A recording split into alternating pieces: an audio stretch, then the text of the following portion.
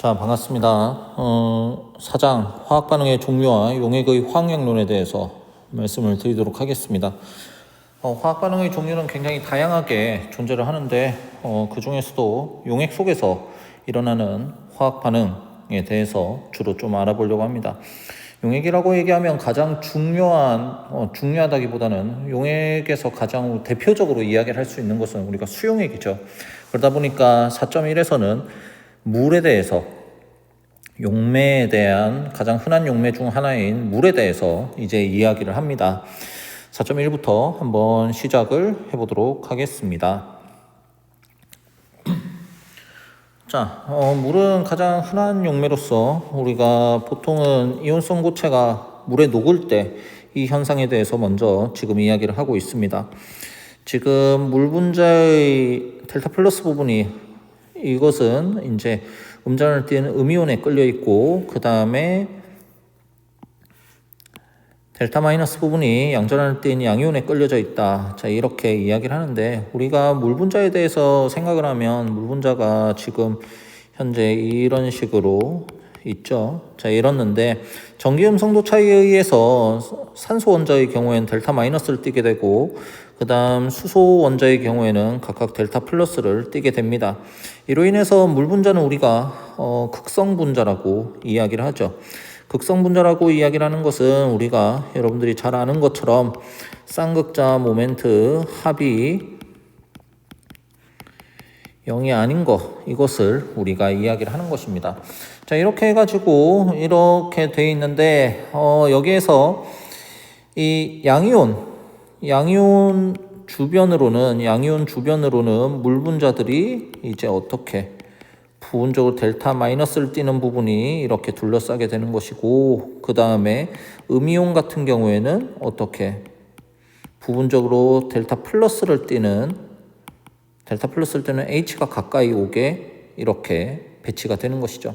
우리가 이렇게 이제 물 분자들이 각 이온들을 둘러싸는 현상, 물 분자가 각 이온을 둘러싸는 현상, 이것을 우리가 뭐라고 표현하냐 하면 수화라고 이야기를 합니다. 수화라고 이야기를 하고 아까 전에 이야기했던 것처럼 여기에서 양이온, 플러스를 띠는 양이온 같은 경우에는 전기 음성도가 크고 부분적으로 마이너스를 띠는 산소 원자들이 가까이 해가지고 물 분자들이 이런 식으로 둘러싸게 되는 것이고 음이온 같은 경우에는 이제 델타 플러스를 띠는 수소 원자들이 이제 둘러싸게 되는 수소 원자들이 가까이에서 이렇게 둘러싸게 되는 이런 형태를 우리는 수화라고 이야기를 합니다. 실제로 이 수화 현상은 우리가 이제 여러 가지 생각할 것들이 좀 있습니다. 실제적으로 이온성 고체라고 이야기를 하면은 우리가 양이온과 음이온이 이제 정전기적 인력에 의해 결합이 된 것인데 이것들이 이제 이 힘이 해체가 되는 것이죠. 왜 그러냐면은 이제 수화 현상으로 인해서 해체가 되는 것이죠. 그래서 여기에도 지금 나와 있다시피 뭐라고 되어 있냐면 고체 상태에서 존재하는 양이온과 음이온 사이의 강한 힘, 그러니까 정전기적 인력이 물과 이온 사이의 강한 상호작용으로 바뀌게 된다. 즉 수화 현상으로 인한 상호작용으로 바뀌게 된다. 이렇게 나와 있습니다. 자, 그 밑에 이제 나와 있는 것이 뭐라고 되어 있냐면 이온성 물질이 물에 녹으면 독립적인 양이온과 음이온으로 분해가 된다. 자, 이렇게 이야기를 하죠. 자, 여기에 지금 예시로 질산암모늄이 물에 녹으면 이제 암모늄 이온과 질산 이온으로 각각 분해가 된다라는 거, 이것에 대해서 이야기를 하고 여러분들이 이미 잘 알고 있는 것처럼 지금 AQ 이 표시는 Aqueous Solution 이렇게 표현을 해가지고 수용액을 나타내는 상태 표시이죠. 자, 이렇게 이야기를 할 수가 있습니다. 자, 그림 4.2를 보시면은 어떻게 되어 있습니까? 수화 현상에 대해서 지금 이야기를 하고 있죠. 자, 여기에 보시면은, 자, 왼쪽에 그림을 보시면은 이렇게 정전기적 인력, 양이온과 음이온이 정전기적 인력에 의해서 지금 붙어 있는 것인데, 얘들을 이제 물 분자들이 이제 상호작용을 하기 시작하는 겁니다. 이게 시간이 한참 지나면은 이제 음이온과 그 다음 양이온 주변에 물 분자들이 이렇게 둘러싸는 것을 보여 있는데, 여기에 보시면은 이제 음이온 같은 경우에는, 얘는 음이온이죠. 음이온 같은 경우에는 부분적으로 플러스를 띠는 수소 원자들이 가까이 해가지고 이제 음이온을 둘러싸게 되는 것이죠. 자, 그런데 양이온의 경우에는 부분적으로 마이너스를 띠게 되는 얘들이 이제 가까이 둘러싸게 되는 것이죠. 이러한 차이점이 있다라는 것을 이야기를 할 수 있습니다.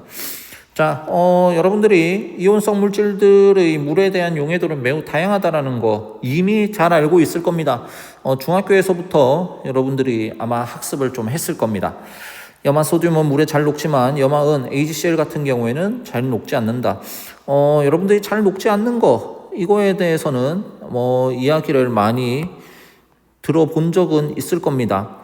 조금 있어 보이는 말로 우리가 불용성 염,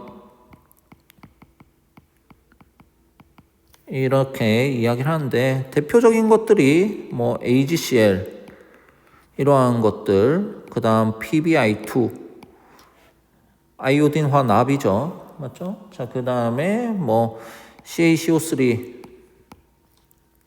탄산칼슘 이러한 것들 잘 녹지 않는다라는 것에 대해서 많이 이야기를 들었을 겁니다. 얘 같은 경우에는 이제 흰색 앙금, 그 다음에 PbI2 같은 경우에는 연노란색 앙금, 탄산칼슘 같은 경우에 흰색 앙금, 이러한 것들에 대해서 이야기는 들어보셨을 거예요. 이게 여러분들이 이미 잘 기억을 하고 있겠지만, 얘들 같은 경우에는 중학교 때 배웠던 앙금 생성 반응, 이것을 떠올리면 될 겁니다. 앙금 생성 반응 같은 경우에는 우리가 이온 결합 물질 중에서도 용해도가 굉장히 낮거나 거의 0에 가까운 것들에 대해서 우리가 배운 것이거든요. 용해도에 대해서는 이쪽에 줌달의 일반학 11장 정도에서 나오게 될 거고요. 앙금 생성 반응에 대한 것은 여러분들이 중학교 때 이미 배운 내용입니다. 일반적으로 우리가 이온 결합 물질이라고 이야기를 하면은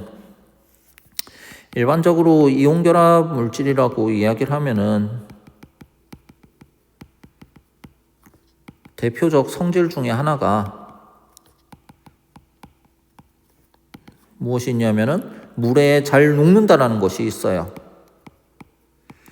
근데 여기에 이 물에 잘 녹는 것은 예외가 있는데, 이 예외에 대해서는 이게 여러분들이 이미 예외부터 학습을 했던 것이 중학교 때 배운 앙금 생성 반응에 대해서 생각을 하면 됩니다. 나중에 어떠한 이온이 포함되어 있어야 물에 잘 녹고 또는 잘 녹지 않는지, 용해도 규칙에 대해서도 나중에 4장 뒷부분에서 나오게 됩니다. 나중에 한번 보시면 될 것 같고요. 자, 여기에서 이제 이온성 물질들의 물에 대한 용해도 차이, 이 차이가 왜 발생이 되는지 이거에 대해서 이야기 나오는 것이 이온들 간의 인력의 세기와 그 다음 이온들의 물 분자에 대한 인력의 크기, 이것에 의해서 의존한다. 이렇게 말은 나와 있습니다. 읽어보시면 될 것 같고,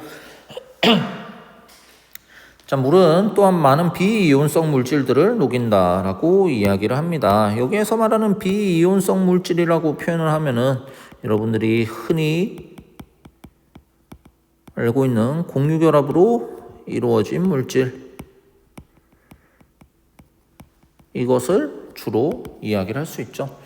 여기에 대표적인 것이 지금 에탄올, 이것에 대해서 이야기 나오는데, 에탄올은 비이온성 물질이나 물에 잘 녹는다 라고 이야기를 하죠. 자, 에탄올 분자에는 물 분자에서처럼 극성 OH 결합이 있기 때문에 이렇다라고 하는데, 여기에 이 극성 OH 결합 있는 것 같은 경우에는 이 부분에서 이제 수소 결합이 가능하죠. 수소 결합.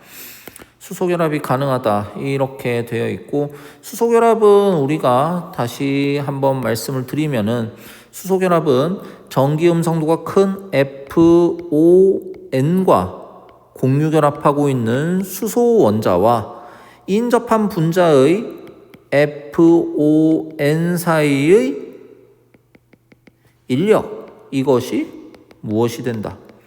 수소결합이라고 이야기를 할 수가 있습니다. 자, 이렇게 보시면 되겠고, 자, 여기에서 이제 그림 4-3에 대한 거 우리가 한번 보시면 되겠고, 자, 비수용성인 물질의 예시, 물에 잘 녹지 않는 거 예시가 이제 여기 순수한 물은 동물의 지방을 녹이지 못한다. 여러분들 그 물과 기름 서로 잘 섞이지 않잖아요. 믹스가 잘 되지 않습니다. 이거에 대해서 잘 알고 있죠. 자, 이게 왜 그렇냐 하면은 지방 분자는 비극성, 우리가 흔히 이야기하는, 고등학교에서는 우리가 무극성이라고 배웠거든요. 없을 문자 써가지고 무극성이라고 표현하기도 하고, 비극성이라고도, 안일비자 써가지고 비극성이라고도 표현을 합니다. 보통 대학 쪽의 책에서는 비극성이라는 말을 많이 쓰는데, 무극성이나 비극성이나 그게 그거예요. 자, 지방 분자는 무극성, 비극성이고, 자, 그래서 극성인 분자는 효과적인 상호작용이 불가하다. 그러니까 잘 섞일 수가 없는 거예요.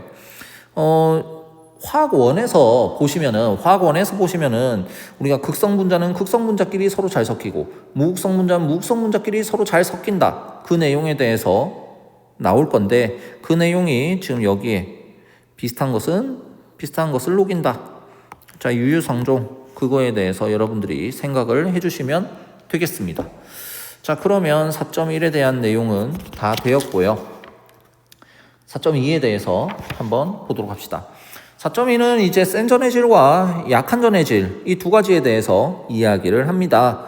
센 전해질, 약한 전해질. 전해질이라는 것은 이제 물에 녹아가지고 전기 전도도가 나타내는 것, 이것을 우리가 전해질이라고 이야기를 하죠. 안 그렇습니까? 전해질을 한번, 그래요, 뭐 그냥 적어봅시다. 전해질이라는 것은 물에 녹아서 전류를 흐르게 하는 용액을 만드는 물질.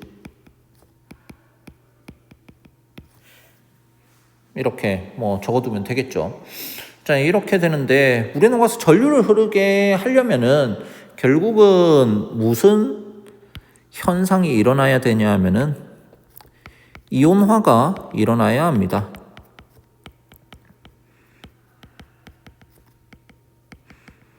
이온화가 일어나면 전해질이라고 이야기를 할 수가 있고요. 이온화가 일어나지 않으면 우리는 비전해질이라고 이야기를 할 수 있겠죠. 자, 그래서 여기에 보시면은 전기 전도도가 나와 있는데, 전기 전도도 전류를 흐르게 하는 능력, 이렇게 표현하는데, 순수한 물에서는 전류가 흐르지 않습니다. 순수한 물에서는 전류가 흐르지 않고 전류를 흐르게 할 매개체가 없죠. 전류를 흐르게 할 매개체가 없죠. 자, 그런데 센 전해질 같은 경우에는 이제 이온화가 굉장히 많이 일어나서 이제 전기 전도성이 굉장히 좋고요. 약한 전해질 같은 경우에는 약간의 전류만 흐릅니다. 약간의 전류만 흐른다는 것은 무엇을 의미할까요? 일부만 이온화가 되는 것입니다. 일부만 이온화가 일어나는 것이고요. 비전해질은요, 비전해질은 전류가 흐르지 않습니다. 이거는 이온화가 결국 일어나지 않는다는 것이죠. 전혀 일어나지 않는다는 거죠. 자, 그렇기 때문에 이러한 차이점이 있습니다. 자, 지금 그림 4.4, 여러분들 교과서 그림 146페이지 그림 4.4를 보시면은 지금 차이점이 나와 있는데, 자, 지금 A 그림 제일 왼쪽 같은 경우에는 이제 센 전해질, 우리가 강전해질이라고도 이야기를 하고요, 센 전해질이라고도 이야기를 하고, 이렇게 되어 있는데, 여기에는 모조리 다 모두 이온화가 다 일어났죠. 센전해질의 경우에는 거의 100% 이온화가 일어난다 라고 생각하시면 되겠고요. 그 다음에 약한 전해질, 약전해질 같은 경우에는 어떻다? 일부만 이온화가 일어납니다. 지금 얘들만 이온화가 일어나고요. 나머지는 다 그대로 붙어 있죠. 얘들 같은 경우에는 소량의 이온만 존재한다. 얘들이 약전해질. 이렇게 되고요. 여기는 아예 이온화가 아예 일어나지 않죠. 이온화가 일어나지 않으니까 이온이 없으니까 전류를 흘려줄 전류 매개체가 없다라고 이야기를 하면 되겠죠. 자, 그렇게 해가지고 우리가 센 전해질, 약한 전해질, 비전해질 이거에 대해서 생각을 해보면 되겠습니다. 자, 이거에 대해서 이제 아레니우스라는 사람이 이제 나오는데, 아레니우스는 산염기 이거에 대해서 많이 이야기를 하게 되는데, 아레니우스가 갑자기 왜 튀어나왔냐 하면은 용액의 전도도 이것에 대해서 이제 이유를 처음 이야기한 사람입니다. 용액의 전도도는 용액 속에 존재하는 이온 때문이다 이렇게 했는데, 처음에는 이제 비웃음도 당하고 뭐 그랬는데 결국은 이 사람 말이 맞았죠. 자, 그렇게 해가지고 뭐 한번 읽어보시면 되겠고, 자, 이 사람은 우리가 아레니우스 산염기 이거에 의해서 굉장히 좀 유명한 사람이긴 하죠. 수용액에서 이제 H+를 내놓는 물질이면 산, 수산화 이온을 내놓는 물질이면 염기다. 자, 이렇게 한번 보시면 되겠고, 자, 센전해질에 대해서 이제 조금 더 보도록 할게요. 센전해질 그림 4.5에서 보시면은 물에 녹았을 때 완전히 이온으로 분리되는 물질, 이것을 우리는 센 전해질이라고 이야기를 하고, NaCl 같은 경우에는 물에 뭐 잘 녹는 정도가 아니죠. 완전히 그냥 이온화가 완벽하게 거의 이온화가 100%에 가깝게 이렇게 일어나는 것이죠. 맞죠? 자, 그렇기 때문에 결국은 뭐 굉장히 강한 전해질이다, 센 전해질이다 이렇게 이야기를 하는 것이고, 지금 여기에서는 Na 플러스와 Cl 마이너스 이렇게 독립적으로 해놨지만 실질로는 어떤 상태겠습니까? 실제로는 물 분자들이 각 이온들을 둘러싼 형태, 이렇게 이야기를 할 수 있죠. 자, 여기에서 아레니우스 산, 아레니우스 염기에 대한 내용도 147페이지에 나옵니다. 147페이지 보시면 아레니우스 산, 아레니우스 염기, 이거 아까 전에 제가 아레니우스 이야기하면서 언급을 했던 내용이죠. 자, 보시면 되겠고, 우리가 일반적으로 강한 산, 강산이라고 불리는 것들 보시면은 염산, 질산, 황산, 이것에 대해서 이야기를 합니다. 염산이나 질산이나 황산이나 얘들 같은 경우에 전부 다 어떻습니까? 굉장히 수소이온을 잘 내놓는 형태이고, 얘들은 물과 반응을 하게 되면은 거의 비가역 반응으로 될 정도로 그냥 일방적으로 수소이온은 하나는 일단 필수적으로 다 던져내는 그러한 상황입니다. 자, 그에 대해서 보시면 되겠고, 조금 특이한 게 우리가 여기 황산에 대해서는 조금 생각을 해봐야 되는데, 황산은 좀 특별한 경우라고 지금 우리 교과서에도 147페이지 중간 아랫부분에 보시면 나와 있어요. 제가 한번 읽어볼게요. 황산은 특별한 경우이다. 분자식 H2SO4는 이 산이 물에 녹을 때 분자당 2개의 H+ 이온을 생성한다는 것을 나타낸다. 그러나 첫 번째 수소 이온만이 완전히 해리된다. 두 번째 수소 이온은 후에 논의할 특정 조건에서 해리된다. 따라서 황산 수용액은 대부분 수소이온과 그 다음에 HSO4-, 자, 이 이온이 들어있다. 자, 이런 식으로 이야기를 하고 있어요. 자, 여기에서 우리가 봤을 때 일반적으로 생각을 해보시면 H2SO4면은 우리가 단순하게 생각하면 EH 플러스 AQ, 그 다음에 SO4, E-AQ, 이런 식으로 될 거다라고 생각을 하는데 막바로 이렇게 일어나지가 않는다 이 말입니다. 여기에서 이제 여기에 붙어 있는 H+, 얘는 특정 조건에서만 해리가 된다. 라고 이야기를 할 수가 있고, 이것에 대해서 이제 수소이온을 내놓는 그 반응식을 쓰면 여기에 제가 써둔 것과 같은 이러한 반응식으로 쓸 수가 있습니다. 여기에서 제가 표시를 해놓은 것이 어떻게 표시를 해놨냐면은 가역 반응으로 이렇게 표시를 해놨죠. 가역 반응으로 이렇게 표시해놨다는 것은 100% 이게 H 플러스를 무조건 다 내놓는 것이 아닙니다. 이 지금 반응물과 생성물이 동적 평형을 이룰 수 있다라고 이야기를 할 수 있고, 자, 그 말은 우리가 제가 여기에도 적어놨지만 HSO4-는 황산만큼 이렇게 강하게 이온화되진 않는다라는 것을 이야기할 수 있어요. 자, 이렇게 보시면 되겠고, 그림 4.6 보시면은 HCl은 완전히 이온화가 되어서 일단 이렇게 그림에 보시면은 수소이온과 염화이온이 완벽하게 다 분리해 놓은, 모두 다 분리해 놓은 이러한 형태로 다 표시를 해놨죠. 자, 이렇게 보시면 되겠고, 얘들은 우리가 센산이라고 표현을 한다 얘기를 하고요. 자, 이 밑에 설명들은 한번 읽어보시면 될 것 같습니다. 자, 센 염기도 당연히 볼 수가 있겠죠. 맞죠? 자, 그런데 물에 녹을 때 이제 양이온과 수산화이온이 분리되어 독립적으로 행동한다. 염기성 용액은 고체 NaOH나 그다음 고체 KOH 물에 녹여서 만든다. 자, 이러한 것들 대표적인 물질들이죠. 자, 얘들 같은 경우에 이제 수산화 소듐, 그러니까 NaOH죠. 얘들 물에 녹으면 양이온과 음이온 이렇게 잘 나뉘어진다. 이렇게 이야기를 합니다. 자, 이렇게 보시면 되겠고, 결국은 얘들도 센 산, 강한 산과 마찬가지로 이온화가 굉장히 잘 일어나죠. 강한 산이나 강한 염기나 일단 물에 잘 녹는 것뿐만 아니라 결국은 무엇입니까? 이온화가 거의 100% 이렇게 일어난다 라고 이야기를 하시면 되겠죠. 자, 그러면 되겠고, 자, 그리고 나서 이제 약전의 질에 대해서 언급을 합니다.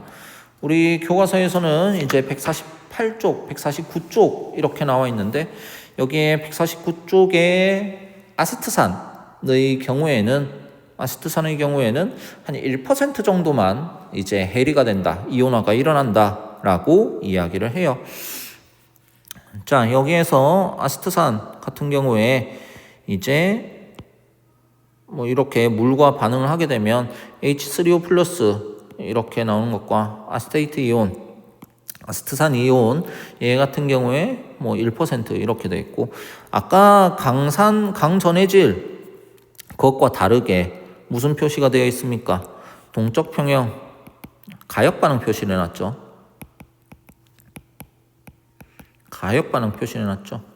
앞에 보시면은 이 강전해질에 대한 것들은 전부 다 한쪽 화살표로 다 표시를 해놨습니다. 이거는 그냥 비가역 반응이란 뜻이죠. 그냥 넣으면 물과 반응을 시키면 그냥 쫙 다 생성물 쪽으로 다 넘어가 버린다. 이렇게 되는 것인데, 지금 약전해질의 경우에는 이제 가역 반응 표시를 이렇게 표현을 하게 됩니다. 자, 이렇게 되어 있고, 자, 그 다음에 여기에 퍼센트 적혀져 있는 것은 1% 정도만 이제 해리된다, 1% 정도만 이온화된다 라는 것을 이야기하는 것이고요. 그것을 그림 4.8에서 149쪽에도 나오는 그림 4.8에서 지금 표현을 하고 있습니다.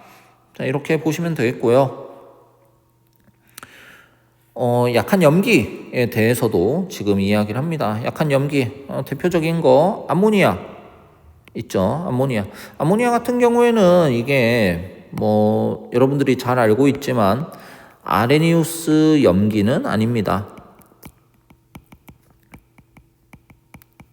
아레니우스 염기는 아니고 얘는 우리가 브랜스테드 로리 염기로 설명을 해야 되겠죠. 자, 이것이 이제 NH3와 물이 반응을 하게 되면은 이제 얘들도 사실 그걸로 표현을 하는 게 더 맞겠죠. 양쪽 반응으로 표시를 해야 됩니다. 이렇게 가역 반응으로 표시를 해줘야 되겠죠. 우리 교과서 149페이지 중간 부분에 그렇게 나와 있는데 여기에는 지금 이렇게 나와 있어가지고 제가 표시를 해준 겁니다. 그래가지고 암모늄 이온과 수산화 이온이 나오게 되는데 얘들이 1% 정도만 이렇게 나오게 된다. 이 말은 뭐냐? 이온화되는 것이 굉장히 적은 양이다 라고 이야기를 하죠. 이온화되는 것이 굉장히 적은 양이면 결국 무엇을 의미하는 것이냐면 이것은 약한 전해질이다 라고 이야기를 할 수가 있고, 약한 전해질이라는 것은 아모니아 같은 경우에는 우리가 약한 염기라고 이야기를 할 수가 있겠죠. 자, 약전해질에 대해서 이야기를 했고, 비전해질에 대해서는 지금 뭐 언급을 할 수 있는 것은 뭡니까? 물에 잘 녹기는 하지만, 잘 분산은 되지만 이온을 생성하지 않기 때문에 전류가 흐르지 않는다. 자, 설탕 같은 거, 대표적으로 설탕 같은 것들은 우리가 물에는 잘 녹지만 전류가 흐르진 않죠. 맞죠? 말이 잘못했네요. 자, 그런 식으로 우리가 이야기를 할 수가 있습니다. 자, 이러면 4.2 정도까지 이야기가 되겠고요. 4.3에서는 이제 용액의 조성에 대해서 이야기를 하면서 농도에 대해서 이야기를 합니다. 농도에 대해서 이야기를 하는데 그 농도에 대한 내용이 156조까지 지금 나와 있어요. 잠깐 끊었다 갈게요.